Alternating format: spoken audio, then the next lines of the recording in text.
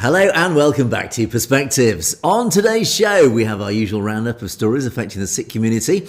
And as the fallout over the Delhi blast begins to settle, as we often like to do, we're going to go through a couple of recent propaganda pieces emanating out of India that leverage that story and reveal just how they've been specifically designed to whip up not just anti-Sikh and anti-Khalistan hatred globally, but with a particular agenda to divide the Sikh community and turn it in on itself.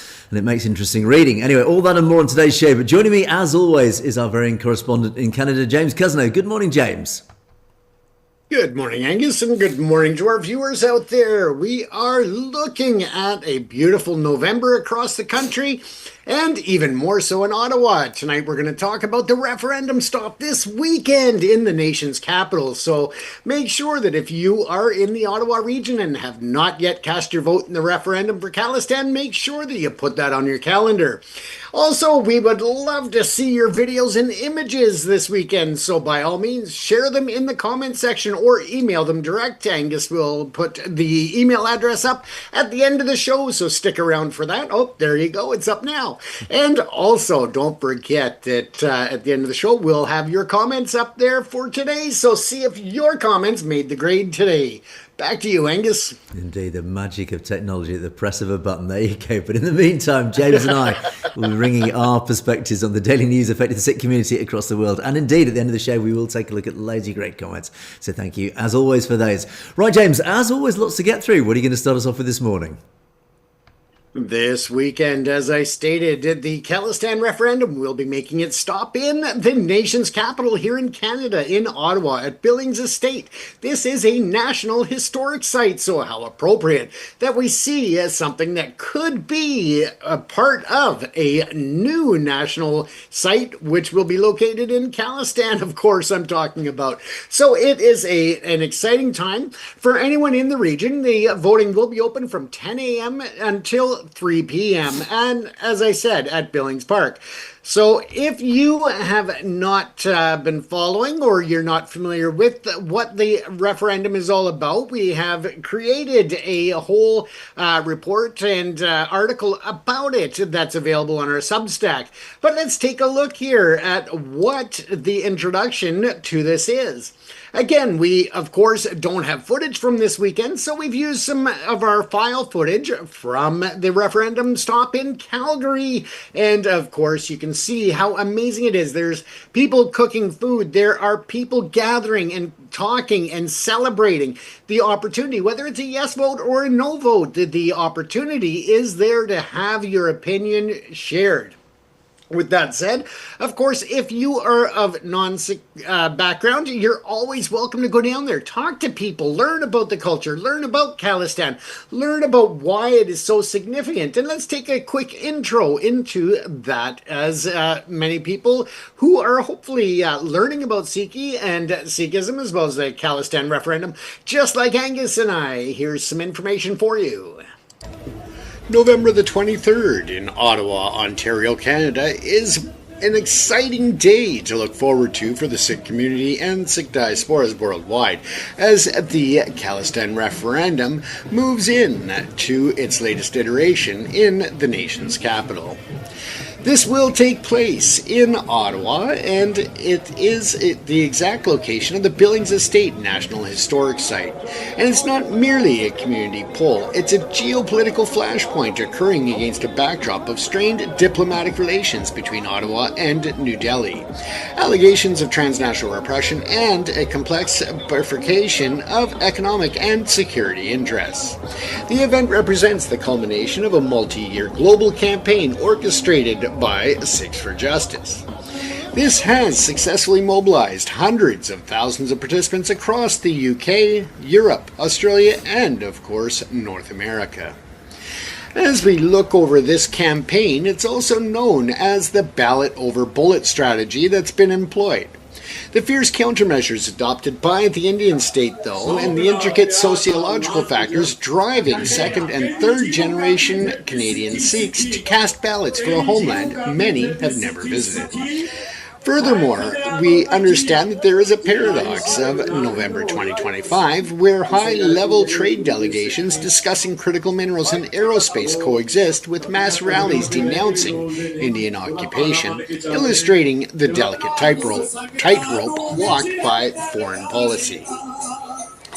To comprehend the intensity of the excitement surrounding the November 23, 2025 referendum in Ottawa, one must first excavate the deep historical strata of Sikh alienation. The movement is not a spontaneous creation of the 21st century, but the manifestation of unresolved trauma and political marginalization dating back to the dissolution of the British Raj. The foundational grievance of modern Sikh political psyche lies in the partition of India in 1947. The division of the Punjab province between the newly independent dominions of India and Pakistan resulted in a cataclysmic demographic shift. The Sikh community, a minority in both new nations, suffered disproportionately, losing vast tracts of fertile farmland, historical estates, and of course access to holy shrines like the Nankana Sahib, the birthplace of Guru Nanak, and those were lost to Pakistan. In the immediate post-independence era, while the Hindu majority consolidated power in India and the Muslim majority in Pakistan, Sikhs felt like their distinct identity was being subsumed. The anxiety fueled the Punjabi province movement, launched in 1955 under the aegis of Akali Dal, the primary Sikh-centric political party. The movement's objective was linguistically grounded but religiously coded. They demanded the reorganization of state boundaries to create a Punjabi-speaking state which would ostensibly secure a Sikh demographic majority. The Indian state, wary of further balkanization, resisted these demands for over a decade. It was only in 1966 that the Punjab Reorganization Act trifurcated the region into the Sikh-majority Punjab, the Hindu-speaking Haryana, and the mountainous Himachal Pradesh. However, the 1966 settlement left critical economic and symbolic issues unresolved, which continue to fuel the separatist narrative today. The status of Chandigarh, a planned city that serves as the shared capital for both Punjab and Haryana, remains a bone of contention. Furthermore, the control over river waters, specifically the Ravi Bees, and the Sutlej systems became an existential dispute for the agrarian Sikh community. The perception that the central government in New Delhi was siphoning off Punjab's natural resources to other states laid the economic foundation for the Khalistan argument.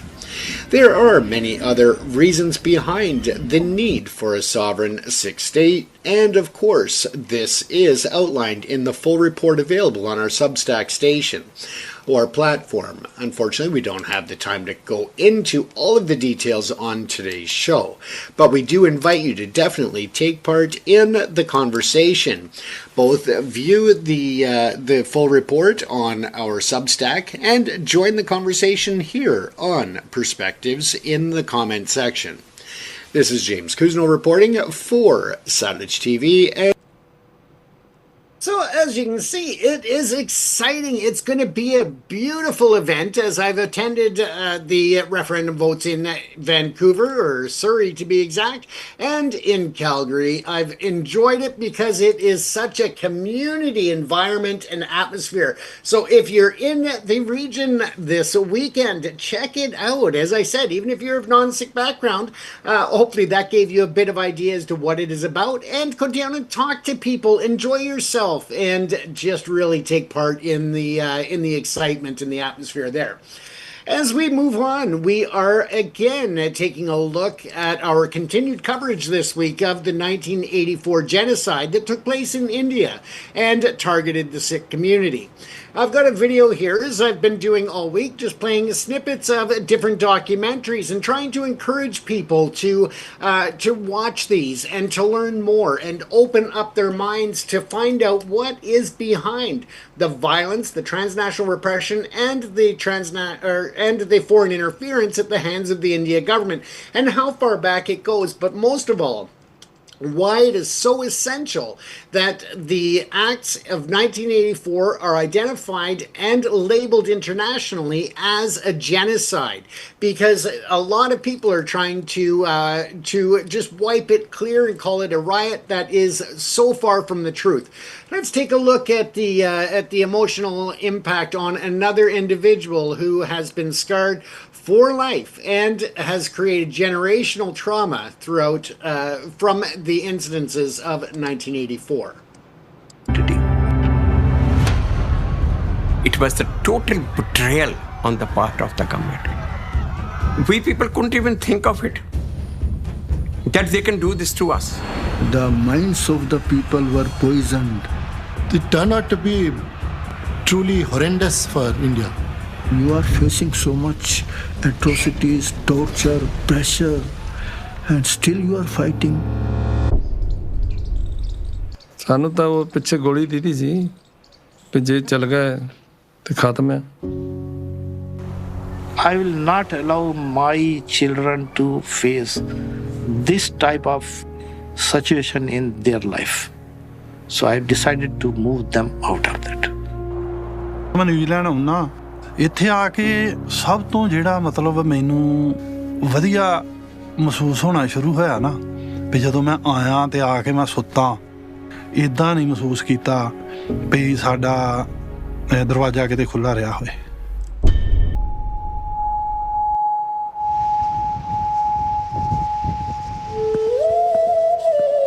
I was born in India in 1954, that is after the partition.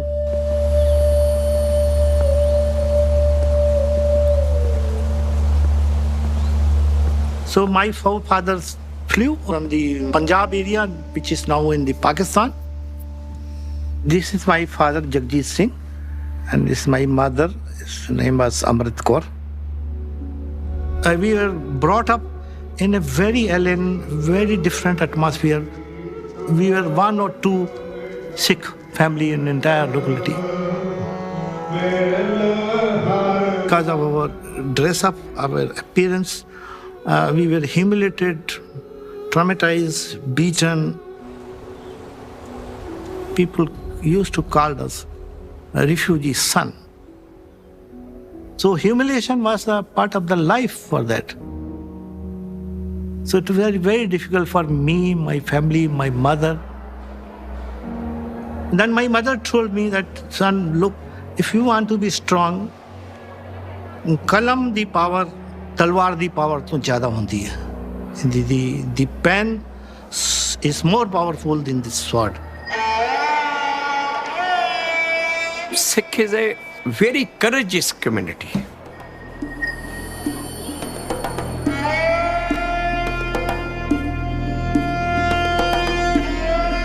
Our founders have taught us Deg Teg Fateh. Deg actually means the community kitchen, but it is the compassion. Teg is the support, and Fateh means that is both. Whenever there is a need to help somebody, to show your compassion, the Sikhs will come forward. Whenever there is an injustice, even if against a third party, a Sikh will stand there to protect him. So compassion and valor both goes together in the Sikhs.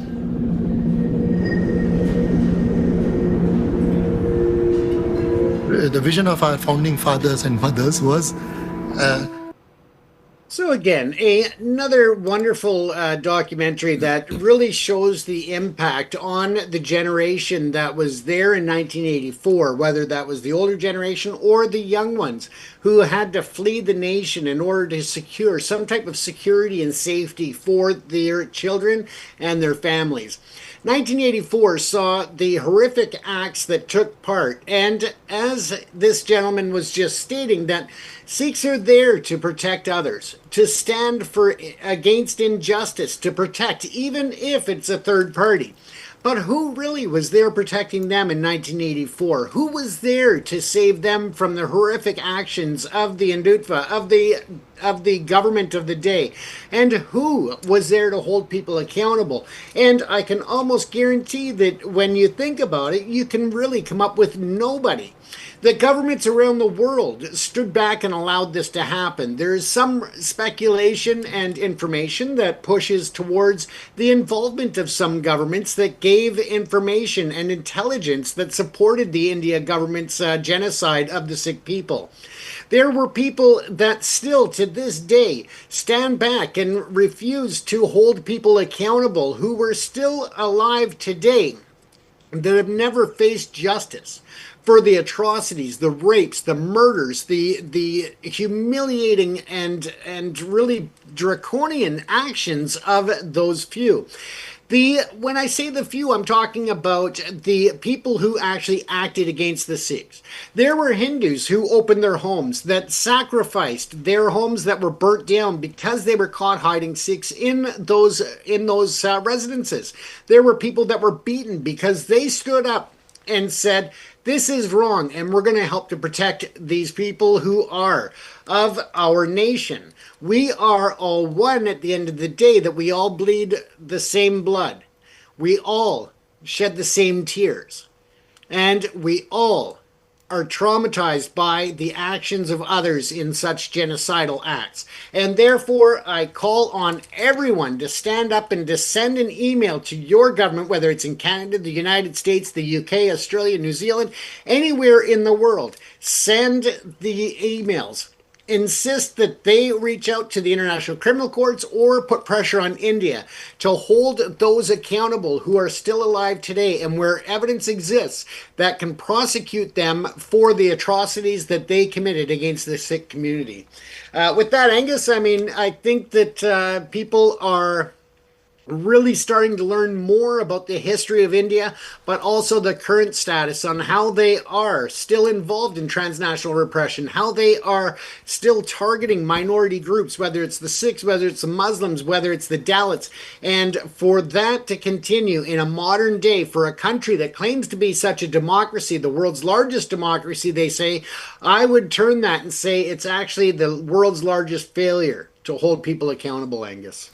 Yeah, and I think that's really the key issue here. It's all about hypocrisy. The key word here is hypocrisy. It's the hypocrisy of Western governments, and it's the hypocrisy of India itself. As you rightly say, India is always the first to stand up and say, we are the world's largest democracy.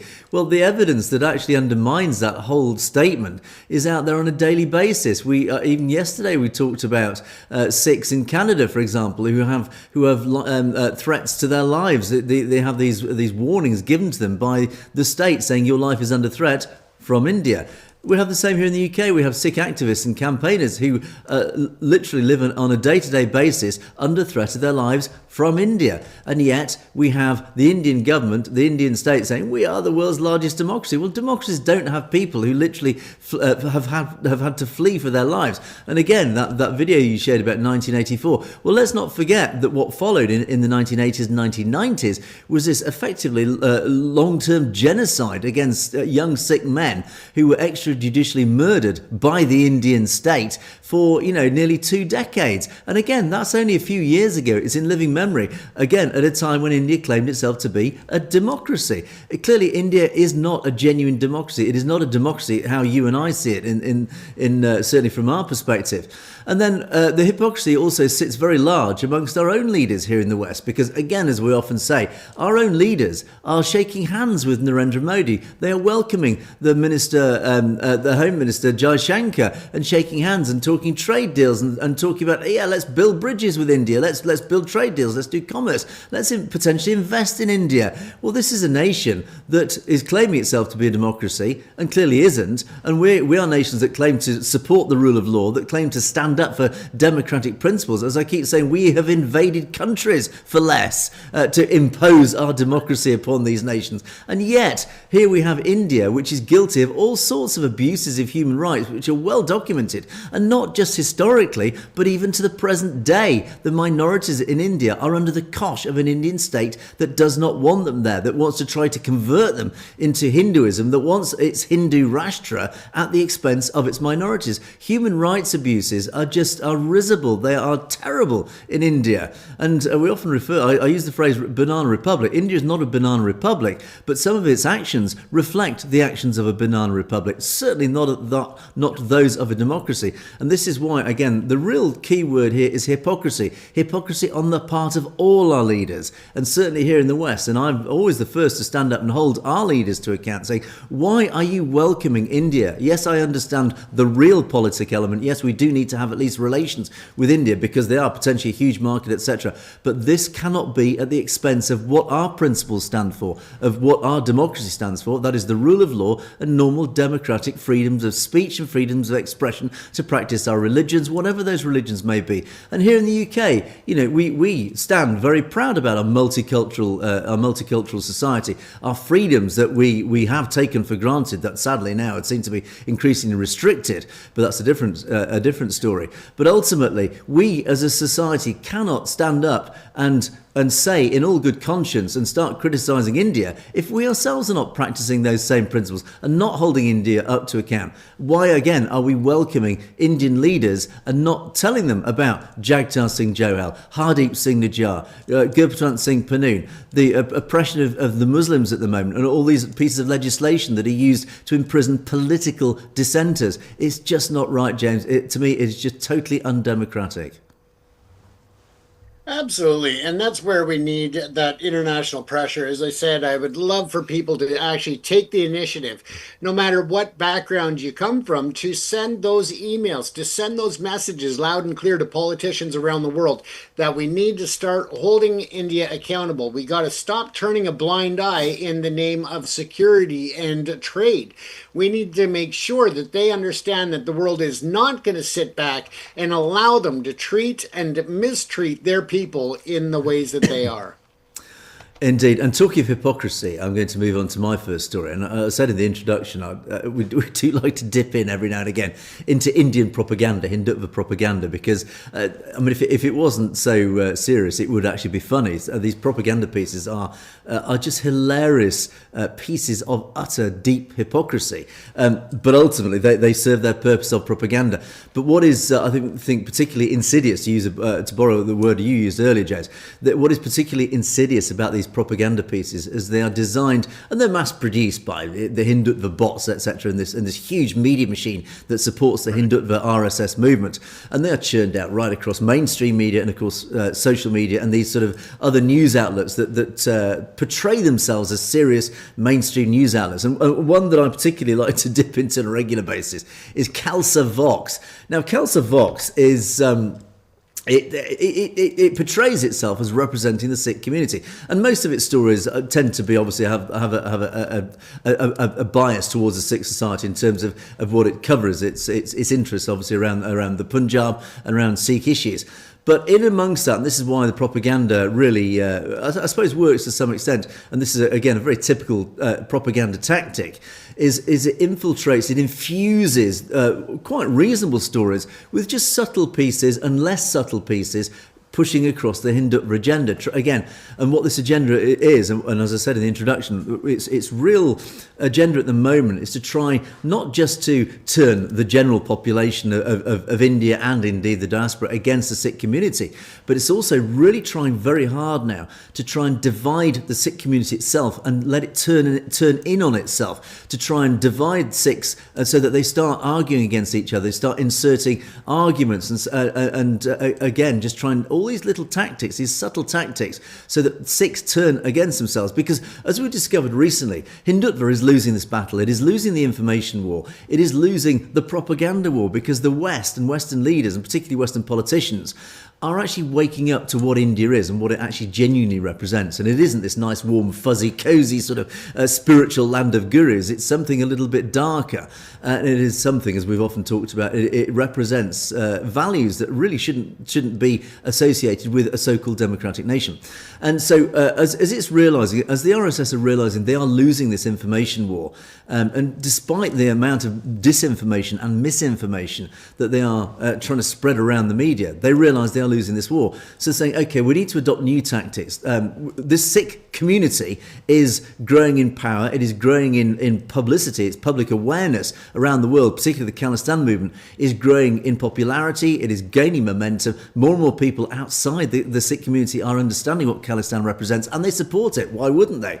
And so they're realising this. They're saying, okay, we need a new tactic. We've got to try and turn Sikhs amongst each other. We've got to try and portray this Khalistan movement as they have done in the past. It's just a fringe movement. It's a fringe of extremists. It's just a bunch of militant terrorists, essentially, is the message they're trying to put across. So I'm just going to go through a couple of pieces that have just only come out in the last couple of days. This is post-Delhi blast. And of course, every time we have a big event, for example, like Pahalgam or the recent Delhi blast, and indeed the explosion in Kashmir, is that the Hindutva forces, these sort of these IT cells, as they're called, they're always looking for opportunities to write pieces to try and twist the narrative and turn it against the Sikh community, turn it against the Khalistan movement, and again try and leverage it. So again, it tries to turn Sikhs against each other. So the first piece I'm going to cover is let me have a look. Here we go. Right. So again, it talks about the Delhi blast. And I'm going to go through this. I'm going to cherry pick a few of the sort of paragraphs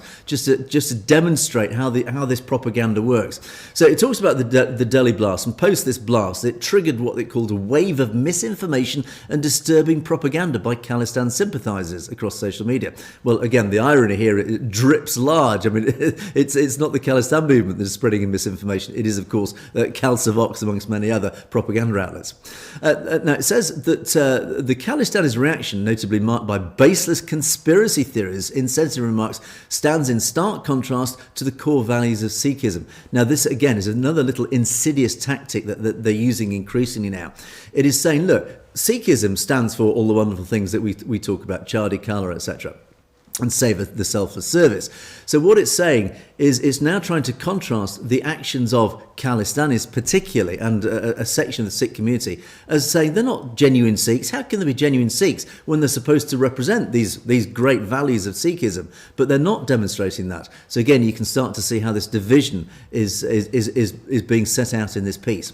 Probably because they themselves resort to violence and extremism to further their own agenda. Now, again, we come back to this all Khalistanis are terrorists. Now, again, obviously, the Khalistan movement is nothing to do with violence and extremism. You show me, as I often say to our critics, show me any evidence of violence and extremism. There was a militant movement during the 1980s and 90s. That was nothing to do with Khalistan. That was to do with the self-defensive measure post-1984 and to try and fight back against the extrajudicial murders of the Indian state. So again, show me any violence and extremism. I do not see any extremism, and I certainly don't see any violence from the Khalistan movement. So again, this sort of almost state it as fact. It says, oh, this is a fact that it's violent and extremist. Of course it's not. These Khalistan sympathisers fail to call out acts of terror or condemn attacks like the Red Fort blast. Well, that is, again, patently untrue.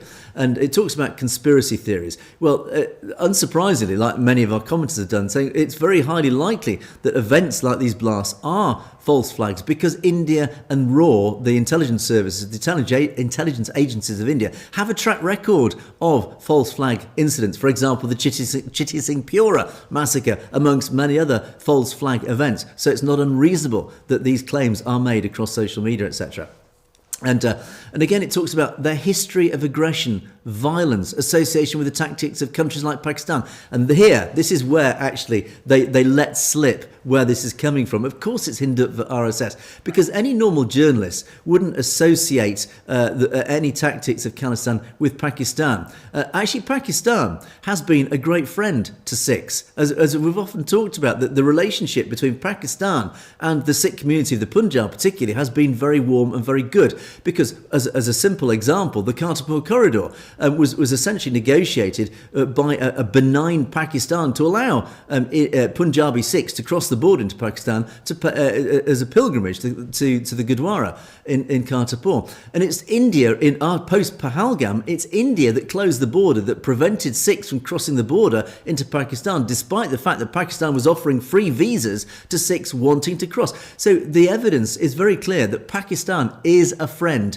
to Punjabi Sikhs. And yet, here in this piece, it's very subtle nuance in this piece where it says they're adopting the aggression, violence and association with tactics of Pakistan. In other words, what this person, the writer, is implying is that Pakistan is an enemy, it is aggressive, it is violent, etc., etc. No, Pakistan is not that. Pakistan is guilty of some things, but it is not guilty of that. But what this does demonstrate, this is a very typical stance of Hindutva. If you read any Hindutva posts, right-wing extremist posts on social media, they're always anti-Pakistan. Pakistan's aggressive. Pakistan's full of Muslims, full of Muslim terrorists, blah, blah, blah. So in other words, again, it's just a little clue to this wasn't written by a genuine Sikh. This wasn't written by a genuine Punjabi Sikh. This was written by Hindutva. It's Hindutva propaganda because, again, this just lets slip this anti-Pakistan hatred that a normal, decent Punjabi Sikh wouldn't actually come out with. Because, as I say, Punjabi Sikhs see Pakistanis actually as amicable. They have a good relationship with them. And again, as the piece goes on, it tries to juxtapose, to use a horrible big word, but what it's trying to do is put two concepts together to try and divide the community. It's saying, look, the Sikhs have this spirit of peace and service, and yet the Khalistanis align with extremism. So in other words, again, it's trying to move the Khalistan movement away from Sikhism. It's trying to claim that the Khalistan movement is nothing to do with Sikhism, because Sikhi is all about peace and service. Yet the Khalistan movement is all about extremism, violence, etc., which obviously doesn't represent Sikhi. So again, you can see how this piece is again trying to create a division between the Khalistan movement and Sikhi, and of course there is no division. Khalistan stands for the fundamental principles of Sikhi, so again it's nonsense. So again, it talks about the misinformation. It says, within hours of the blast, several social media accounts, mostly associated with Khalistanis, began circulating false claims, the allegations of false flags, etc., etc., and unsubstantiated stories of evidence tampering by Indian media or investigators.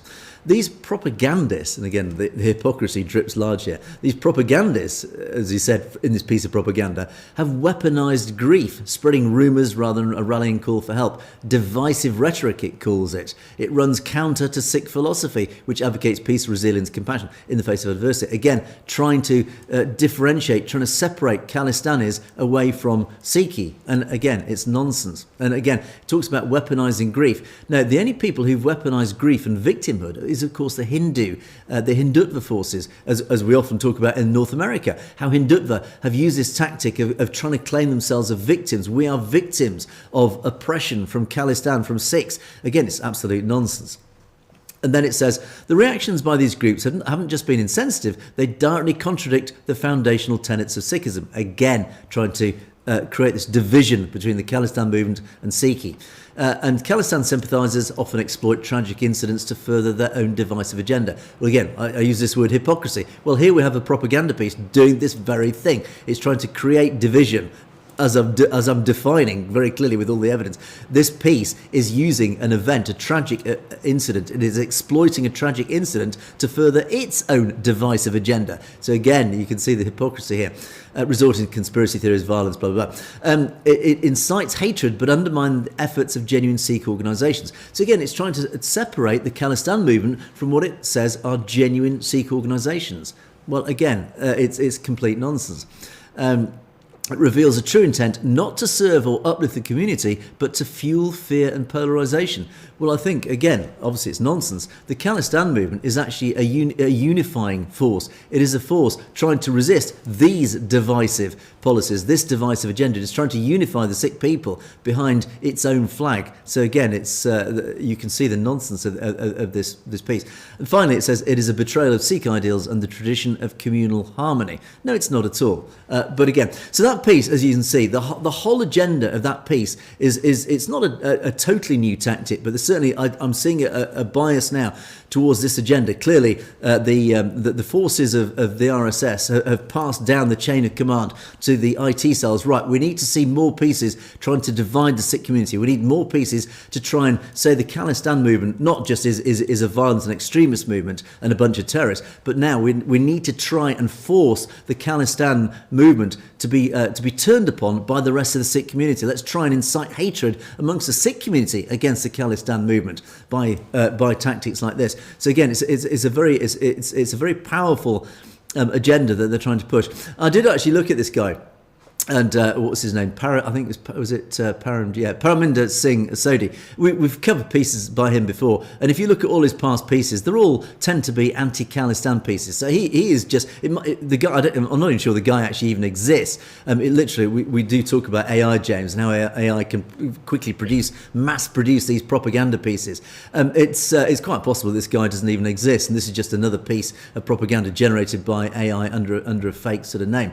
But one of his other pieces that came out just a couple of days ago, this was the 16th of November, so a couple of days ago, it talks about, again, this is what we covered a couple of days ago. This was the G7 protest by the Khalistan campaigners, and again, it's just a horrible piece, trying to undermine the power of protest and undermine the spirit and the the credibility of the Khalistan movement. And it talks about how this handful of self-styled Khalistan activists continue to misrepresent Sikh interests. And again, you can see how this divisive agendas come into this piece as well, while offering little more than noise, confusion and optics that hurt the community rather than help it. Again, trying to turn the Sikhs against the Khalistan movement. And it tries to belittle the protests. It says the crowd was so small that it was outnumbered by the police officers, and within minutes authorities asked them to disperse. The group quietly complied. So much for the mass movement they claim to represent. Well, we only need to look at the referendum, James, and it was interesting that you covered the referendum also today, because, well, again, this is an old argument that Hindutva have tried to use, an old tactic, saying it's just a fringe movement. Even Narendra Modi himself has said it's just a fringe movement. It's not a fringe movement. And even this piece it tries to belittle it, saying it's not a mass movement. It's just a handful of people standing in the cold weather. No, it's not it's not a small movement. It does represent a huge number of people. Hundreds of thousands of Sikhs have turned out. Men, women and children. Families have turned out to vote in the Khalistan referendum, and they would do the same in the Punjab if they were given the chance to do so, which under a normal democracy they would, but in India they won't be allowed to. So again, you can start to see the nonsense in this piece. And again, this I really particularly highlighted this phrase: who gave these fringe actors the right to speak for us? Well, it's called democracy, mate. This is what we can do in a democratic nation. We can actually go out and protest. I can hold up a flag saying I hate the colour pink, because I'm allowed to. I can do whatever, I can say whatever I like, as long as I don't incite violence or break the law. We're allowed to do that here in a democracy, in Canada, in North America, in Europe. We're allowed to do that. We're not allowed to do that in India, in your country, mate. We can't do that, because if we do that, we end up in prison like Amrit Pal Singh, and amongst many others. So again, I had to highlight that one particular piece, which really irked, I have to say, the absolute hypocrisy of it. Opportunistic groups have wrapped themselves in the Khalistan banner while engaging in behaviour that does nothing to advance Sikh rights, justice or dignity. Again, just the nonsense of this very phrase is the whole point of the Khalistan movement, is to advance Sikh rights, justice and dignity. Because as we often say, there is no justice or dignity for Sikhs in the Punjab under the cosh of Indian oppression and the Indian state. They can only achieve that through the establishment of Khalistan. And the piece continues: they create tension, they attract scrutiny and hand opponents easy ammunition to paint Sikh Canadians unfairly. Well, that's absolute nonsense. It's deeply frustrating to watch a movement with real historical grievances. Oh, that's interesting. So at least it does acknowledge that the Sikh community does have genuine historical grievances. But they're now saying it's dragged down by people who seem more interested in theatrics than meaningful advocacy. Well, if you don't think the Khalistan movement is meaningful advocacy, you have absolutely no understanding of politics or geopolitics or anything to do with society. So again, the author of this piece is pretty ignorant, and the ignorance sort of drips from every line. Sikh Canadians are not rallying behind these groups. In fact, most want nothing to do with them. Really? Is that true? I don't see that. The only people I see turning against it are the right-wing extremists in Canada, but otherwise I'm seeing a lot of support coming from politicians, coming from the general public, and likewise, and just to throw the UK into this, every time the Sikh community posts up something on social media that white people see, there is a long list of comments in support of these people, in support of the whole concept of a Sikh nation, etc. So it's complete nonsense to say that this fringe movement, so-called, is not liked by Canadians or other people. It's absolutely not true. And again, this is why they're losing the war, and they realise it. They're trying to sort of create this image that nobody likes you. Actually, on the contrary, you're losing the war. Nobody's starting to like you, India. That's the key problem there. Well, not India, Hindutva. And then it finally wraps up. So these stunts don't strengthen the community; they diminish it. Now, the only thing diminishing the community is propaganda pieces by the Indian Hindutva forces. They are the party that is diminishing and undermining and damaging and destroying the Sikh community, its culture and its heritage. You only need to look at what's happening at Punjab University to immediately dismiss that phrase. As Sikhs, we have every right to raise concerns about human rights, foreign interferences and justice, and indeed they do. But we also have a responsibility to call out those who exploit these issues for attention while tarnishing the image of an entire community. And it's time we stop letting a fringe minority pretend otherwise. Now, I'm going to turn that completely 180 degrees. This you could write about Hindutva. It's time we stop letting this fringe minority of Hindutva pretend otherwise. Hindutva does not represent India. Hindutva represents a small minority ruling elite of India. It does not represent ordinary Indians, the vast majority of Dalits, of lower caste people who live under the cosh of this caste system. It does not represent the normal democratic values. It does not represent the rule of law. It represents a fringe minority of extremist nationalists. That's what it represents. That is what this piece, it can be completely turned back against them. It is these people who are at fault. This is, as I say, it's a hilarious piece of propaganda, and it would be funny if it wasn't so serious. But unfortunately, we see a lot of this, but it's always useful just to point out these pieces, go through them and pick them apart and actually try to understand what the latest propaganda technique is, what the latest tactic is, and clearly it is to try again to turn Sikhs upon themselves. And this of all times is when the Sikh community must unite, as indeed it does very well. In fact, watch my podcast later this week as one example of that. But the Sikh community is known for its unity, its belief in its Sikh values, its practice of its Sikh values, and of course it's standing up to oppression and nonsense like this, James. Absolutely, Angus. And I mean, where to start with all of that? Because we've covered so many times on the program about the whole systematic use of propaganda and how whether it is the use of bots or whether it's like this in the formula that they try to encompass the actual news, but putting those trigger words in there to try to create an echo chamber, to create a division between the communities. And we know that when they turn around, they try to refer to the Khalistan movement and the referendum as a fringe movement. Well, a fringe movement would not see over 500,000 people turn out for referendum votes across Canada, let alone the referendum votes in other countries. This weekend in Ottawa, with the referendum taking place, again, it will be a clear sign of how this is not a fringe movement. It is something that is valued by the Sikh people who have the opportunity to take part in although non-binding at this point, a referendum that allows them to express their vote, to express their opinion, and to be heard. And again, this clearly shows that it's not a fringe movement. It is something that is justified, it is supported, and it is well respected. And that's my opinion on it. But I think that the numbers really back that opinion, Angus. Absolutely. As you say, the evidence tells the truth. Yeah. And the evidence is very clear. Is that if you believe it is a fringe movement, then hold a referendum in Punjab. And if you're right, the whole thing goes away forever, or at least for generations. And it's a bit like the Scottish referendum for Scottish independence here in the UK. We gave the Scots a referendum because they were campaigning vociferously for independence. And so, of course, being a genuine democratic nation, we gave the land of Scotland a referendum to vote for it. And yeah, the United Kingdom argument won, and the kingdom was kept united, and the Scottish independence movement was seen to be a minority.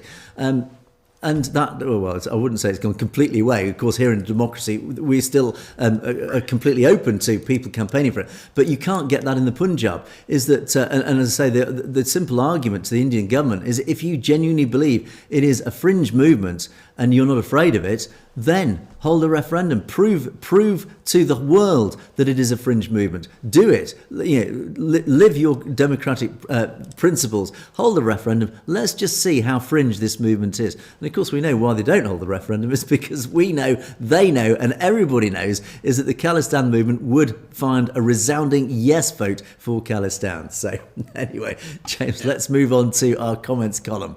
And thank you to Stay Safe. who kicks us off today. This was an interesting comment. Talk about how humans are natural inventors. We have an innovative gene in our makeup, in our DNA. And you refer to this book, this great book, How We Got to Now by Stephen Johnson. It shows how innovation and change flourishes when it's given the opportunity. Yet too often something important is overlooked. Sikhism has always offered opportunities. It's always been an inclusive faith, but of course the kindness is taken for granted. Yes, of course, people, other religions, and I won't name the particular one, have taken advantage of Sikhs because of what they perceive as a weakness, because they are open and generous. These young university students could have been the greatest turban scientists of tomorrow, like the father of fibre optics, but India holds minorities back. And this is actually an important point, because basically, yes, ultimately, this university, it is the nurturing ground, it is the garden from which could sprout the future scientific heroes. There could be cures for all sorts of diseases springing out of this university, all sorts of amazing technological advancements. But ultimately, if it's being held back by political forces, if the growth of the university is being held back by ridiculous political forces, that's never going to happen. And this is why, again, and this is a powerful argument, again, for Khalistan, because the university should fall under the governance of Khalistan, which will, of course, naturally, it won't involve politics in the university. It will nurture those young students. It will nurture those brilliant young minds to create the future inventions. And again, this is part of this huge commercial advantage of Khalistan, is that it will be a fertile ground for innovation, and the University of Punjab will form probably the nucleus of that future innovation, James. Absolutely. And I mean, when we look at this, we are naturally and inherently curious. But when we see the problems that are facing our communities, our health, our technology, whatever it is, we want to find solutions. And I really think that this points to a fact that India is holding back, whether it's the Sikhs, whether it is Punjab University and such, they are holding them back. And the danger of the state, or in this case the federal government, the BJP, Narendra Modi and their proxies, controlling the narrative of a university, to control the actual curriculum, to control what can be taught, I think is a very dangerous and precedent-setting opportunity for failure. And I don't think that is just failure within the one university. I think that it is a failure for society and the advancement of benefit for all humankind, Angus. Authoritarian regimes always control education. That's always one huge red flag about any authoritarian regime, is when they try to take control of the education sector. Gurpreet Kaur, when the Indian government functions in a way that suits their agenda of the Hindu Rashtra and Hindutva, the minorities are treated as second or third class citizens. Then to call it democracy is a joke. Yeah, this is back to what we were saying earlier, James, is that India cannot claim itself a democracy if it's treating its minorities as second or third class citizens. The human rights violations are at a peak, with minimum freedom of speech that doesn't go against the government's interests. Yeah, this is 10, 11 years of the BJP. We are seeing a crescendo, let's call it, of restrictions upon human rights, James, and human rights abuses. Yeah, absolutely. And again, something that we've covered at Lightum, Angus, and even in looking at the introduction to Khalistan, the first video tonight, it really shows the ways that democracy is not working for all in India. Indeed, and Kuldeep Singh's comment again comes back to 1984, the involvement of the RSS and of course of the Congress Party and the Gandhi dynasty about the oppression and well, let's call it what it was, the murders that went on in 1984. Justice delayed, justice denied. It's back to this old argument: is that the politicians in India are behind this? Are we ever going to see justice? I think we know the answer to that one, James. Absolutely. And in these documentaries, we've been featuring clips from the last few days. If you take the time to watch them, you'll really see the evidence that has been laid out that show Congress members inciting the violence, that police were not only inciting violence, but providing some of the weapons and the petrol and other instruments of destruction, so to speak. So again, it really shows that the RSS, the Congress, the police, and other politicians had a very, very deep hand in the atrocities that were committed. And the truth is, the message that we often have to highlight is the Sikh community is never going to get genuine justice from India over 1984 and the genocide. It's just never going to happen. As long as the RSS and Hindutva control India, which is for the foreseeable, it's just never going to happen. The only way justice is ever going to be served, or at least freedom is going to be achieved, is through the establishment of Khalistan. So, Hat B. So all BJP and RAW planted evidence, all the evidence that they planted has been destroyed. A massive amount of explosive material, including this ammonium nitrate, has been found in a Bajrang Dal, in an RSS Bajrang Dal supporters' home in Ghaziabad. Good heavens, my pronunciations. But Modi's controlled media are not telling that news. Well, are you surprised? The Godi media, again, we talk about how undemocratic India is and its lack of free press. Well, of course, the press is completely controlled. The narrative that most ordinary Indians, in fact, pretty much all ordinary Indians, are ever exposed to are these lies, this completely twisted, untrue narrative. As you said, maybe the ammonium nitrate that caused the Delhi blast was going there too, but the Indian media will use the blast for their anti-Muslim propaganda. Of course, the Hindutva forces are turning their focus on the Muslim population, and as you've warned in recent days, Hatby, is that, there clearly does seem to be, again, this increasing agenda to marginalise certainly the Muslim population. It's not just the Sikhs who are under the cosh, of course it is the Muslim population. And as you say, thank you guys for being the voice of the Sikh community. Well, we are just one small voice of the Sikh community. There are many voices, thank heavens. There are many activists. Bless all those guys who literally are risking their lives on a daily basis, whether in the diaspora or in the Punjab itself. They are standing up for the Sikh community. We are but a tiny voice doing our little bit, James. Absolutely, Angus. And let's also thank all of the viewers out there who really share our voice by sharing it with others, by being involved in the conversation, by liking and commenting on the videos. This really helps us to get the message out there and for being a voice of the Sikh community. But we are, as Angus says, just that small little voice there. So you can help us to magnify and amplify our voice by just continuing to support the channel. You can find ways to do that in the link tree that gives you the different platforms and ways that you can help support our channel. But again, to help us with our issue that we've been experiencing even more so lately, as I'd say the last month and a half, is of course the shadow banning. And again, if you can share the videos, invite people to come and check out the program, then that definitely helps and goes a long way. And again, just really, we appreciate being a part of this journey and the support of all of our viewers that are watching. So thank you. Yeah, that's a very important point because, again, as we often say, I mean, our single voices are not powerful, but it's when we unite into larger groups, that's when things happen. That's when policies change and awareness is raised. And it's very much beholden on you in our audience. We need you guys to get out there. We are all united as one big family, let's call it. And we need you guys to spread the message, share our videos across social media, get more people to subscribe and to share our videos. You know, let's try and get as many videos out there and spread across social media, particularly in India where possible, because that's the audience we're really trying to reach as well, is the people suffering in India. So again, very much say all of us are the voice of the Sikh community, and the bigger that voice is, the more effective it will be. And then final set is kicked off by Ujagar Singh, who quite often dips in with a hello. And it's a hi, hello, everyone. Well, a hello to you and hello to all our audience. And a big shout out to Ujagar Singh for your comments, your continued comments. And thank you for that. And for, of course, this is very representative of many people who do just dip in just to say, a hi or a Khalistan Zindabad. Again, thanks very much for all your comments. It does help us as well. It helps the algorithm, even if you just leave a 2-word comment, but whatever. But as I say, we do appreciate all the comments. And we get that feeling of goodwill, don't we, James, from our audience? Exactly, and we appreciate every one of the comments, even if it's just letting us know where you're watching from.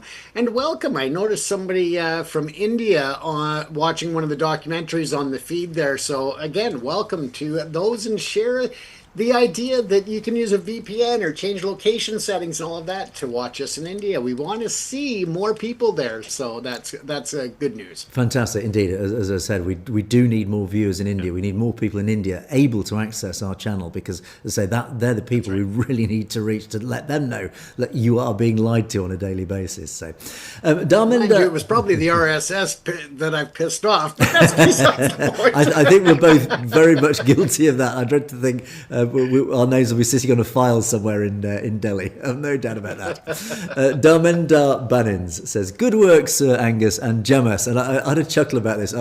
It's a very obscure reference, but there's a fantastic. There's an old comedy series here in the UK called Goodness Gracious Me, and it was actually written and produced by a load of Indian diaspora comedians, and it will bring tears. As a white person, it brought tears to my eyes in terms of breaking down barriers between communities. It did so much positive work for breaking down barriers between the Indian diaspora and the rest of the UK. But there was just one particular sketch which comes to mind, and maybe some of our British viewers might be familiar with the sketch. It's the Curry House sketch, or the Game for an English, and the waiter is called James, and he is pronounced Jamas. So again, it's a very obscure reference, but do please, if you're interested, do look out. Goodness Gracious Me, Going for an English sketch. It brings tears to my eyes when I watch it. It takes the mickey out of white British people in a very nice sort of way. But that's why I chuckle about that. The pronunciation of the name Jamas, James. I'll have to check it out because I'm unfamiliar with that. So now you've got me curious. I've got to watch it because I love everything comedy. Indeed, absolutely. As I say, even our audience, if you've never watched that series, goodness gracious me, it was back in, was it the 1990s? But it's just full of the most hilariously wonderful sketches. And again, talking about my love of India, it's things like that generate this really good feeling towards ordinary Indians, obviously not Hindutva and the RSS, but just ordinary Indians and the wonderful, rich culture of India. And Kiran Deep, thanks both of us, and as I always do, I like to turn it back on our audience. No, thank you. It is thanks to you that we are here. It is thanks to you that we can talk about many of these issues and talk about our wonderful audience. And the final sign off goes to Ragveer Singh and Voice Punjab, who both say Khalistan Zindabad, James, with a great big fat red love heart. And it's right back at you. We wouldn't be here without you, but again, we're all here for the same cause, and that is the experience to broadcast this show from the capital of Khalistan one day. Indeed, fingers crossed on that one. We know it's coming. But unfortunately there we must leave the show for another day. Thanks so much for watching. Do keep your comments coming in, and don't forget you can message us at message@satlugetv.com if there's anything you'd like to bring to our attention. Thank you to those of you who have emailed. If I haven't responded, my apologies, but I do read your emails and I do follow the links that you sent through, so thank you. And even if we don't cover those stories, they all put into a pot of things that we potentially can talk about, so do keep the links coming in. Don't feel we're not reading them. We certainly do, and we do appreciate them. But that's it for another day. Thanks so much for watching. It is a goodbye from me. It is a goodbye from James. Stay safe, everyone. You have, of course, been watching Perspectives. We will see you next time.